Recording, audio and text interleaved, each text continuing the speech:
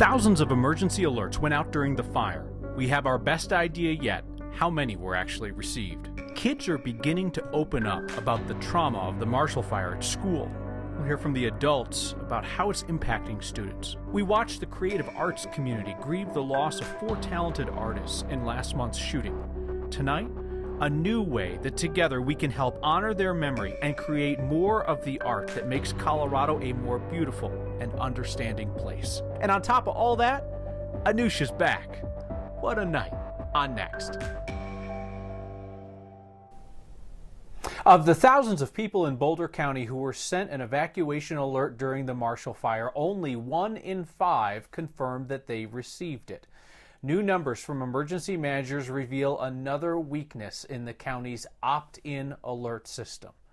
Let's bring in Steve Stager, who has been sorting through the details of these alerts for the last several weeks. And Steve, you also learned today that the state offered to send out an Amber Alert style message, one that would go to every phone in the geographic area, but the county declined it. Yeah, sure. You know those messages, Kyle, the ones that light up your phone. The state's Office of Emergency Management said that its director offered to send a wireless emergency alert to all phones in the area a couple of hours into the fire, but Boulder County denied it. Boulder County's emergency management director told us that the evacuation was already well underway at that point, including opt-in messages sent to 7 of the 9 impacted areas and sheriff's deputies going door to door.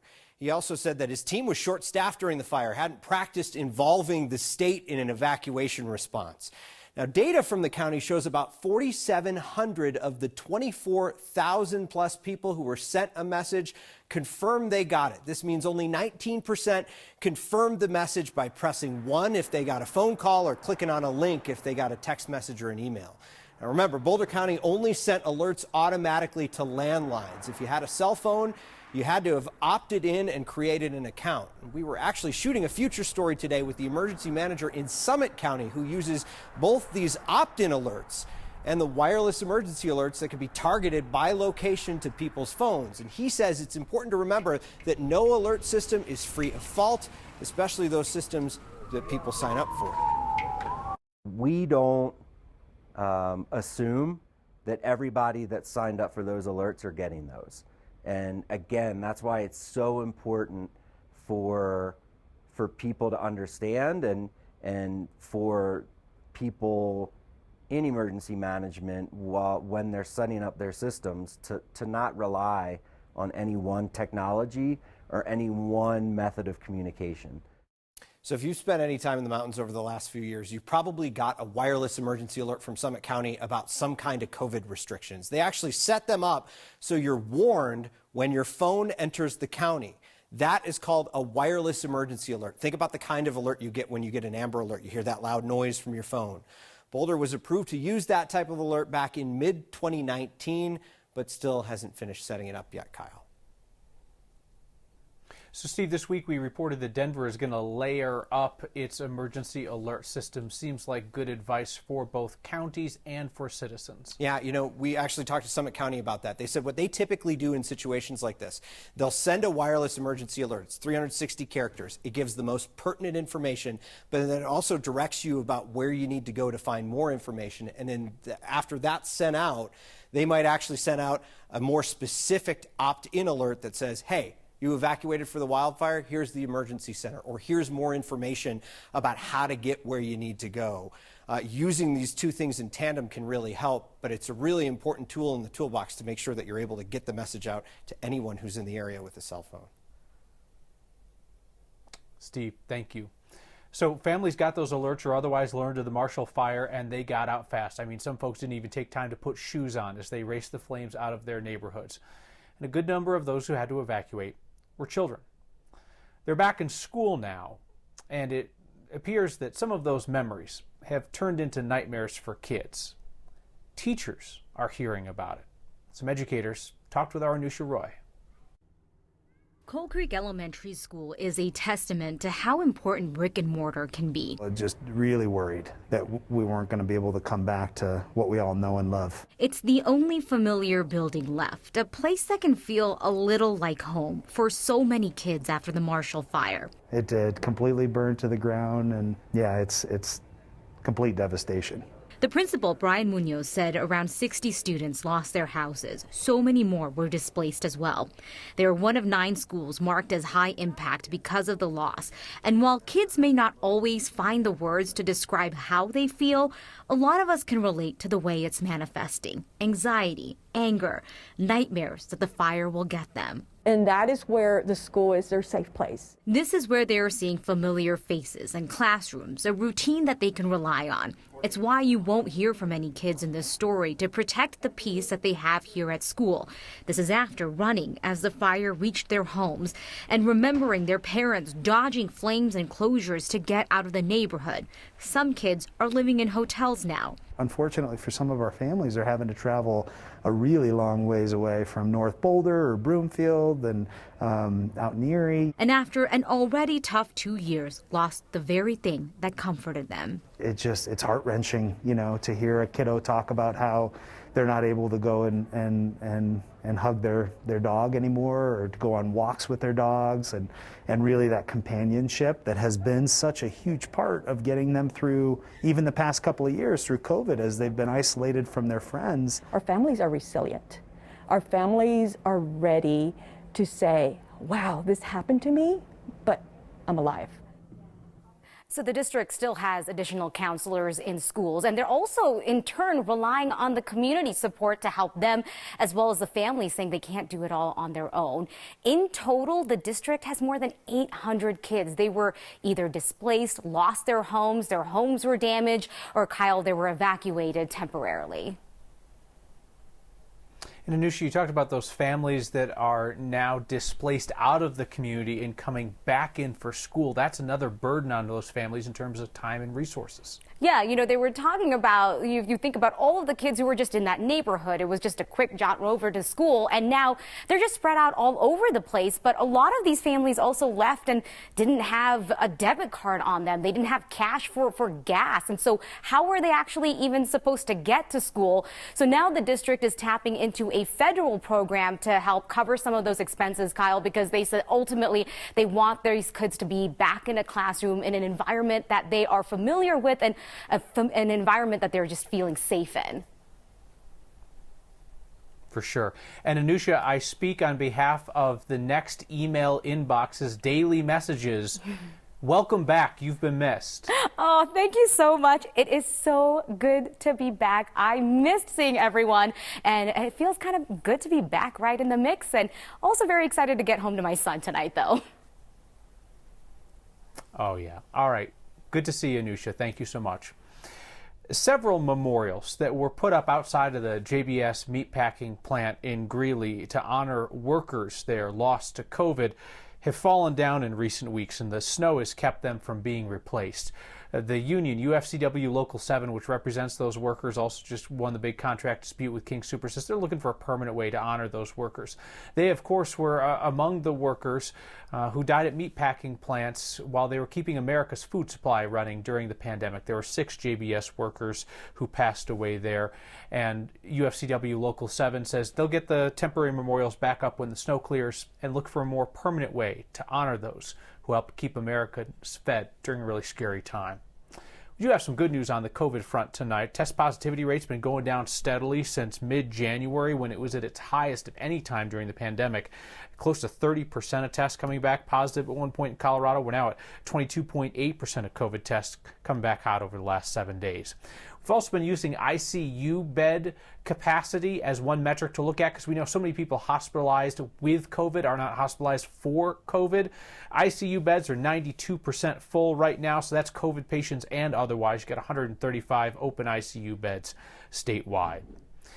The pandemic and the Marshall Fire took away attention from a tremendous loss that our community suffered a few weeks ago, when 5 people were killed in a shooting spree in Denver and Lakewood. 4 of those people were creative artists in our community, so the arts community is grieving in a particular way.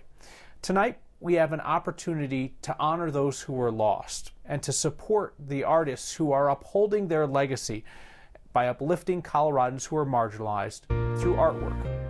The Word of Thanks microgiving campaign this week will create a new fund to support artists creating social change. Inspired by the work of Alicia Cardenas, a well-known muralist and advocate for fellow Indigenous artists. Inspired by the work of Alyssa Gunn, an artist and a yoga instructor. By Danny Schofield, tattoo artist in Lakewood. And by Sarah Steck, an aspiring graphic designer who tried to highlight ignored voices in our community. We're doing this through the nonprofit Red Line. They're a contemporary art center in town that has a strong history of supporting up-and-coming artists in a number of different ways, whether it's emergency grants for their work or their living expenses, by providing workspaces, even helping somebody find housing in Denver on an artist's pay. Their goal with this new fund is to honor the legacy of those who were lost, to preserve the work and to encourage the work of artists of color. That was a particular focus for Alicia Cardenas. And to help artists honor the lives lost by doing more of the work that they loved, work that creates positive social change in our community.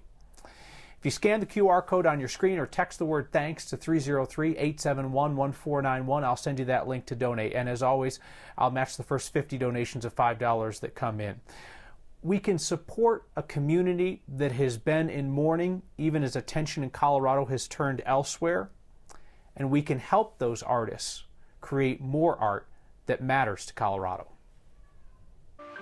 That would be very important for us to finish living here, you know, as long as we could. So we know right now is to be together. Their parents' choice kept the family together. Now, another choice made years ago may split them up. Colorado's housing market presents an option for people who lost their homes in the Marshall Fire. They can put the burned ground up for sale and just walk away. And the least helpful traffic alerts of all time got even more useless, but a lot funnier. Next.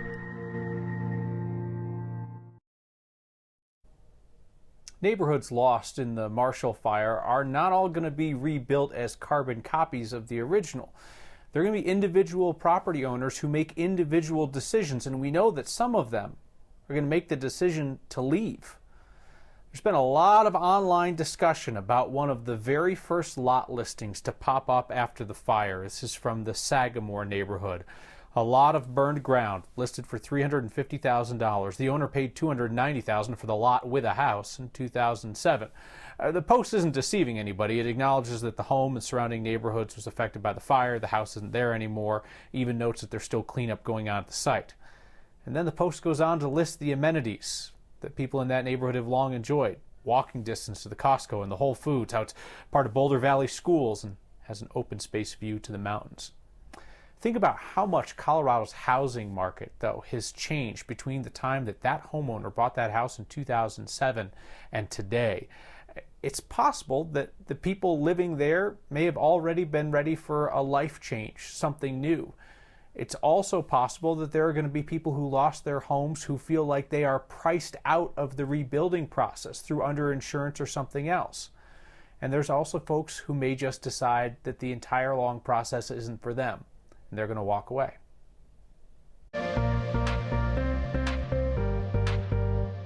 Two storms in 1 week. This next one barreling across Colorado early tomorrow morning, just in time for that morning drive. We're just starting to see a few snowflakes flying across the far northwestern corner of the state, with the clouds beginning to push in across the I-25 corridor. Here we are about 7:30, 8 o'clock. The snowfall moving across the I-25 corridor. Could even be heavy at times. I know everyone out on the roads trying to get to work, trying to get to school, and it's going to be a mess. Just like the storm on Tuesday, it pretty much fizzles out by the afternoon, and then late tomorrow night, our skies clear and temperatures drop incredibly fast. Snowfall amounts about 2 to 4 for the urban corridor, slightly higher amounts up into the foothills. Tomorrow is a cold, cloudy day with all the snow as daytime highs stay in the 30s, teens and 20s up in the mountains. As this storm system flies right on by, high pressure builds back in. That keeps us warm. For the weekend, 50s are back, and then more snow next week.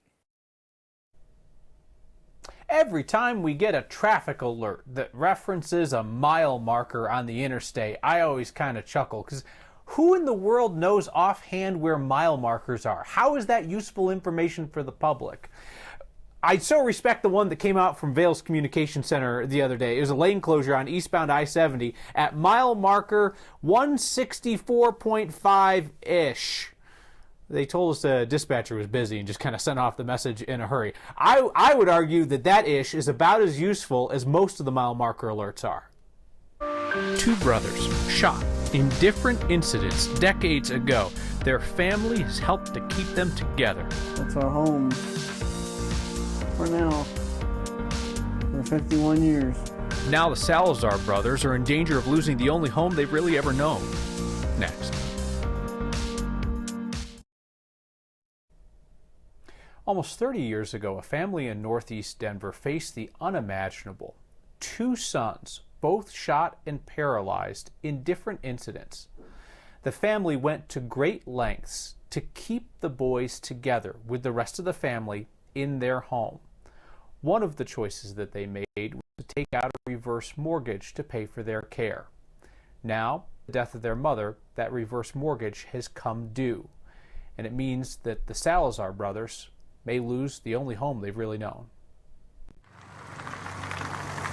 We lived on Humboldt all that I can remember. Yes. My name is Patrick Salazar, and it's my brother Philip Salazar, my older brother Bob Salazar. Bob's good. Phil was working in the liquor store, and he was shot in the head. And then the next year after that, I was shot, and I don't remember nothing either. So. Well, I was working for a while, and I had to, since my dad and mom got older, they couldn't. So I had to stay around and help out. Try to keep our home. Got a reverse mortgage, and they want their money, and they're just trying to raise some money to see if we can stay here. Say we've been here since I was a baby, so I wouldn't know anything else really. I don't know. Mainly it'd be like on them, we're so used to being me doing stuff for them. That would be the hardest part. Yeah, it would be very important for us to finish living here, as long as we could. That's all we know right now, just to be together and, just live it out. It's our home for now. When we return, how we're able to come together as a community to support the artists grieving the loss of 4 friends in the shooting spree late last month. And your feedback next. This week's Word of Thanks micro-giving campaign is going to create a brand new fund for artists in our community who are creating positive social change. The same kind of work that was done by 4 artists who were killed in a shooting spree in Denver and Lakewood late last month.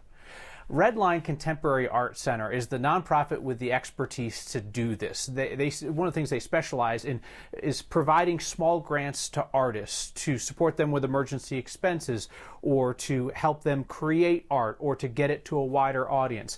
Redline's even extended an invitation for the families of the 4 artists who were killed to be involved in this process. Scan the QR code on your screen or text the word thanks to 303-871-1491.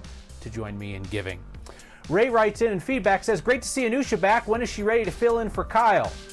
I would say right now, maybe tomorrow. See you next time.